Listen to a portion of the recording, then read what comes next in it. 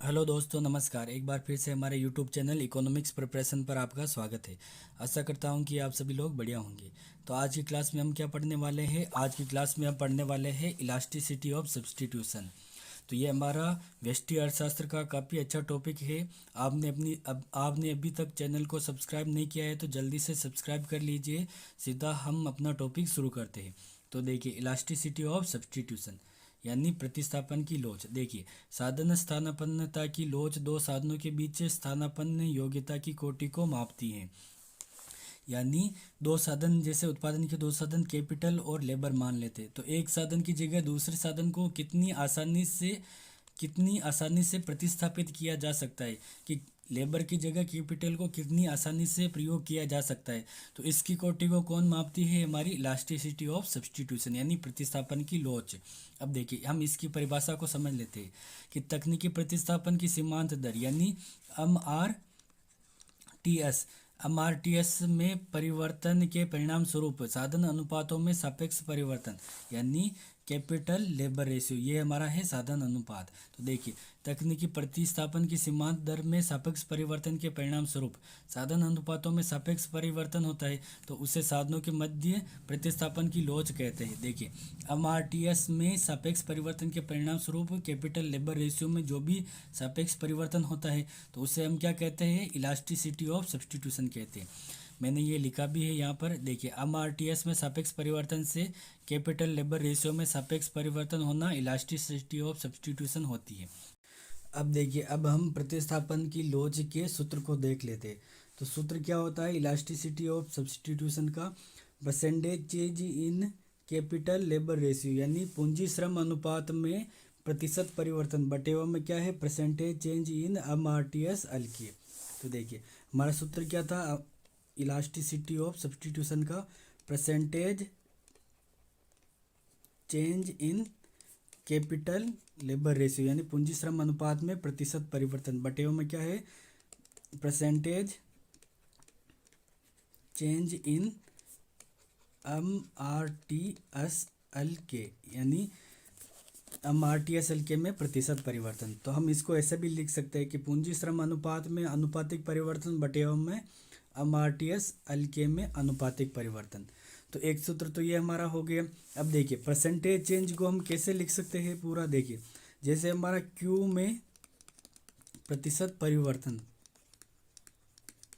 हमें क्यू में प्रतिशत परिवर्तन देखना है, तो इसको हम कैसे लिखेंगे? डेल क्यू बटेवा क्यू इंटू 100 ऐसे लिखेंगे। अब देखिए, हमें एल बटेवा के बटेवा एल में प्रतिशत परिवर्तन देखना है, तो हम क्या लिखेंगे? डेल के बटेवा एल बटेवा के बटेवा एल इंटू 100 ऐसे लिखेंगे प्रतिशत परिवर्तन को। तो हमने देखिए, percentage change in capital labour ratio यानी इसको हम कैसे लिखेंगे? डेल के बटेवा एल और इसके बटे में लिखेंगे के बटेवा एल और इंटू 100। इसी तरह एम आर टी एस को भी लिखेंगे। तो एम आर टी एस में प्रतिशत परिवर्तन को कैसे लिखेंगे हम? Del M R T S L K बटेवा में M R T S L K और इंटू 100। ये हमारा है प्रतिशत परिवर्तन किसमें? M R T S L K में। तो हमने ये यहाँ पर लिखा हुआ है। अब देखिए, यहाँ पर ये 100 और ये 100 कट जाएंगे, तो ये हमारा बचेगा डेल के बटेवा एल बटेवा में क्या है? इसके के बटेवा एल और इसके यहाँ पर है del M R T S L K और इसके बटेवा में है M R T S L K. तो ये हमारा दूसरा सूत्र है। अब देखिए, हमारा पहला सूत्र तो ये वाला हो गया, या फिर ये वाला मान लो, और दूसरा से सूत्र हमारा ये हो गया। अब इसी सूत्र को हम व्यवस्थित करके ऐसे भी लिख सकते हैं कि डेल के बटेवा एल और इसके बटेवा में है del M R T S L K और इसको इंटू करेंगे हम M R T S L K और इसके बटेवा में आएगा के बटेवा एल। तो ये हमारा तीसरा सूत्र हो गया। इसी सूत्र को हमने व्यवस्थित करके ऐसे लिखा है। तो ये दोनों सूत्र वैसे एक ही है, और ये वाला जो सूत्र मैंने बाद में बताया वो मैंने यहाँ पर लिखा हुआ है। अब देखिए, हमने प्रतिस्थापन की लोच का सूत्र देख लिया है। अब हम आगे देखते हैं। किसी वस्तु के उत्पादन में प्रयुक्त विभिन्न साधन अनुपातों पर तकनीकी प्रतिस्थापन की सीमांत दर अलग अलग होती है। यानी जब कैपिटल लेबर रेशियो बदलता है, जब पूंजी श्रम अनुपात बदलता है तो MRTSL भी बदलती है। यानी जब पूंजी श्रम अनुपात बदलता है तो क्या होती है, MRTSL भी बदलती है। यानी तकनीकी प्रतिस्थापन की सीमांत दर भी बदलती है। तो देखिए, किसी वस्तु के उत्पादन में प्रयुक्त विभिन्न साधन अनुपातों पर तकनीकी प्रतिस्थापन की सीमांत दर भी क्या होती है, अलग अलग होती है। यानी जब साधन अनुपात अलग अलग होगी तो तकनीकी प्रतिस्थापन की सीमांत दर भी क्या होगी, अलग अलग होगी। और देखिए, कैपिटल लेबर रेशियो और MRTSL के बीच क्या होता है, विपरीत संबंध होता है। यानी जब पूंजी श्रम अनुपात बढ़ता है तो हमारा MRTSL क्या होती है, घटती है। तो मैंने यहाँ चित्र में बताया है कि MRTSL और पूंजी श्रम अनुपात में विपरीत संबंध होता है। देखिए, यहाँ पर कैपिटल लेबर रेशियो है और यहाँ पर MRTSL जब कैपिटल लेबर रेशियो बढ़ता है तो हमारी MRTSL क्या है, घटती है। तो इनके बीच ऋणात्मक संबंध होता है। और अब देखिए, जैसे जैसे साधन अनुपात यानी कैपिटल लेबर रेशियो बढ़ता है तो MRTS क्या है, घटती है। यानी विपरीत संबंध होता है। तो विपरीत संबंध के कारण क्या होता है, हमारी इलास्टिसिटी ऑफ सब्स्टिट्यूशन क्या होती है, ऋणात्मक होती है। क्योंकि हमारा क्या है, कैपिटल लेबर रेशियो और MRTS इन दोनों के बीच कैसा संबंध होता है, विपरीत। यानी एक बढ़ता है तो दूसरा क्या है, घटेगा। यानी एक प्लस में होगा तो दूसरा क्या होगा, माइनस में होगा। तो इलास्टिसिटी ऑफ सब्स्टिट्यूशन हमेशा क्या होती है, ऋणात्मक होती है। ये ध्यान रखिए। अब देखिए, प्रतिस्थापन की लोच समोत्पाद वक्र की आकृति पर निर्भर करती है। यानी देखिए, यहाँ पर जैसे यहाँ पर है हमारी श्रम और यहाँ पर है हमारी पूंजी और ये हमारा समोत्पाद वक्र है। तो देखिए, ये हमारा समोत्पाद वक्र है। इसकी आकृति पर हमारी क्या निर्भर करती है, इस पर हमारी निर्भर करती है इलास्टिसिटी ऑफ सब्स्टिट्यूशन। कि प्रतिस्थापन की लोच समोत्पाद वक्र, ये जो हमारा है ये समोत्पाद वक्र है। यानी ये वक्र जितना उन्नततर होगा, यानी मूल बिंदु की साइड में जितना घुमा हुआ होगा उतनी ही इलास्टिसिटी ऑफ सब्स्टिट्यूशन क्या होगी, कम होगी।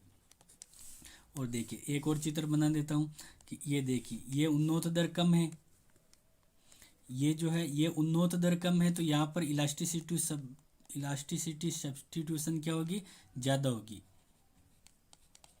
और ये ज़्यादा घुमा है तो यहाँ पर इलास्टिसिटी सब्स्टिट्यूशन क्या होगी, कम होगी। यानी जितना अधिक मूल बिंदु की तरफ होगा ये हमारा वक्र घुमा हुआ होगा, उतनी ही कम होगी हमारी इलास्टिसिटी। अब देखिए, इलास्टिसिटी सब्स्टिट्यूशन यानी प्रतिस्थापन की लोच का मान 0 से अनंत के बीच होता है। प्रतिस्थापन की लोच का मान क्या होता है, 0 से अनंत के बीच होता है। अब देखिए, जब साधन पूर्णतया पूरक होते हैं, यानी पूरक साधन है तो प्रतिस्थापन की लोच क्या होगी, 0 होगी। अब देखिए, पूरक साधन है तो ऐसी स्थिति में हमारा जो समोत्पाद वक्र है वो कैसा होगा, 90 डिग्री पर घुमा होगा। क्योंकि साधनों के बीच जो प्रतिस्थापन की लोच क्या होगी, इसमें इलास्टिसिटी सब्स्टिट्यूशन क्या होगी, 0 होगी इसमें। अब ये 0 कैसे होगी ये मैं आपको बता देता हूँ। अब हमारी जो सीधी लाइन है इस पर जो हमारी MPK ये क्या होती है, हमारी 0।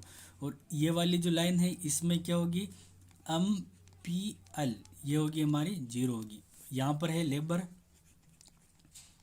और यहाँ पर है कैपिटल।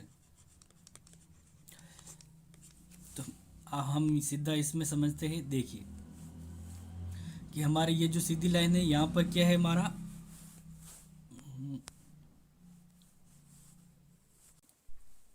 देखिए ये हमारी सीधी लाइन है, यहाँ पर क्या है, MPK हमारा 0 है। यानी पूंजी की सीमांत उत्पादकता हमारी 0 है। तो हमारी MRTS निकालनी है हमें। क्या निकालनी, पहली MRTS। तो इसका फॉर्मूला क्या है, MPL बटेवा MRTS LK के बीच में MPL बटेवा MPK होता है। तो देखिए, हमारा ये जो लाइन है यहाँ पर क्या है, MRTS क्या है इस लाइन पर, तो ये MPL बटेवा MPK इस लाइन पर हमारा क्या है, 0 है। तो ये हमारा क्या आ जाएगा, अनंत आ जाएगा। यहाँ पर इस लाइन पर MRTS क्या है, हमारा अनंत है। और ये वाली लाइन है, इसमें क्या है हमारा, इसमें हमारा एमपीएल जीरो होगा, यानी ये वाला एमपीएल हमारा क्या होगा, जीरो होगा। तो एमआरटीएस क्या होगा, ये होगा हमारा एमपी, यानी एमपीएल तो हमारा हो गया जीरो बटेवा में एमपी के, तो ये होगा हमारा जीरो। यानी यहाँ पर तो हमारा यहाँ पर तो इस लाइन पर तो हमारा क्या एमआरटीएस अनंत होगा, और यहाँ पर एमआरटीएस क्या होगा, जीरो होगा, ये ध्यान रखना। तो हमने एमआरटीएस तो पढ़ लिया है कि हमारी सीधी लाइन है, तो यहाँ पर एमआरटीएस हमारा क्या आया, सीधी लाइन पर तो हमारा एमआरटीएस आया अनंत, और ये जो लाइन है इस लाइन पर हमारा एमआरटीएस क्या आया, जीरो। तो एमआरटीएस एल के एक तो हमारा जीरो है और एक क्या है हमारा अनंत है इसमें। और इसमें अब देखिए हमें क्या निकालना है, इलास्टिसिटी ऑफ सब्सटीट्यूशन, लेकिन इसमें जो हमारा कैपिटल और लेबर इस रेशियो में कोई भी चेंज नहीं होता है। कैपिटल लेबर रेशियो क्या है, स्थिर होता है। इसका क्या मतलब है, percentage change capital labour ratio में परसेंटेज चेंज क्या होगा हमारा, जीरो होगा। ये ध्यान रखना कि ये जो हमारा वक्र है इसमें हमारा ये जो वक्र है इसमें क्या होगा, हमारा कैपिटल लेबर रेशियो में जो परसेंटेज चेंज है वो क्या है, जीरो के बराबर, ये ध्यान रखना। तो हमारी इलास्टिसिटी ऑफ सब्सटीट्यूशन क्या होगी, percentage change in capital labour ratio आएगा ऊपर, तो ये क्या आएगा, जीरो, और बटे में परसेंटेज चेंज इन एमआरटीएसएल के, तो बराबर क्या आएगा, जीरो। तो जब साधन पूर्णतया पूरक है तो ऐसी स्थिति में हमारी इलास्टिसिटी ऑफ सब्सटीट्यूशन क्या आएगी, जीरो। हमने पूरक साधन की स्थिति में देख लिया है, अब हम देखते हैं पूर्णतया प्रतिस्थापन साधन। जब साधन क्या है, पूर्णतया प्रतिस्थापन है, तो ऐसी स्थिति में प्रतिस्थापन की लोच क्या होगी, अनंत होगी। अब देखिए जब साधन हमारे पूर्णतया क्या है, प्रतिस्थापन, तो ऐसी स्थिति में जो हमारा उत्पादन, हमारा जो समोत्पाद वक्र है वो क्या होगा, एक सीधी लाइन होगी। यहाँ पर हमारा है लेबर, यहाँ पर है कैपिटल, और यहाँ पर एमआरटीएस जो हमारे पूर्णतया प्रतिस्थापन साधन होते हैं इसमें एमआरटीएस वो हमेशा क्या रहेगी, ए के बराबर रहेगी, यानी इसमें कोई भी चेंज नहीं होगा। एमआरटीएस क्या होगी, ए के बराबर, इसमें कोई चेंज नहीं होगा। तो ऐसी स्थिति में परसेंटेज चेंज इन एमआरटीएस इसमें क्या होगा, जीरो होगा, क्योंकि एमआरटीएस क्या है, फिक्स है, एमआरटीएस एक है, तो इसमें चेंज क्या होगा, चेंज हमारा जीरो होगा, परसेंटेज चेंज क्या होगा इसमें, जीरो। और अब देखिए इसमें हम इलास्टिसिटी ऑफ सब्सटीट्यूशन निकालेंगे, तो ये क्या होगा, percentage change in capital labour ratio, और बटे में क्या आएगा, percentage change in MRTS L K, तो ये हमारा क्या आएगा, जीरो बटे में, तो बराबर क्या है, बटे में जीरो, यानी ये क्या आएगा हमारा अनंत। इलास्टिसिटी ऑफ सब्सटीट्यूशन क्या आएगा हमारा, अनंत। तो देखिए ये हमारा इलास्टिसिटी ऑफ सब्सटीट्यूशन इसमें क्या आएगा, अनंत आएगा। अब देखिए जब इलास्टिसिटी ऑफ सब्सटीट्यूशन हमारा एक है तो स्थिर प्रतिफल का नियम लागू होगा, और जब इलास्टिसिटी ऑफ सब्सटीट्यूशन यानी प्रतिस्थापन की लोच क्या है, एक से ज़्यादा, जब प्रतिस्थापन की लोच क्या है, एक से ज़्यादा है, तो इसमें क्या हमारा बढ़ते प्रतिफल का नियम, और जब प्रतिस्थापन की लोच हमारी एक से कम है तो ऐसी स्थिति में क्या होगा, घटते प्रतिफल का नियम लागू होगा। अब हम देखते हैं कोप डगलस उत्पादन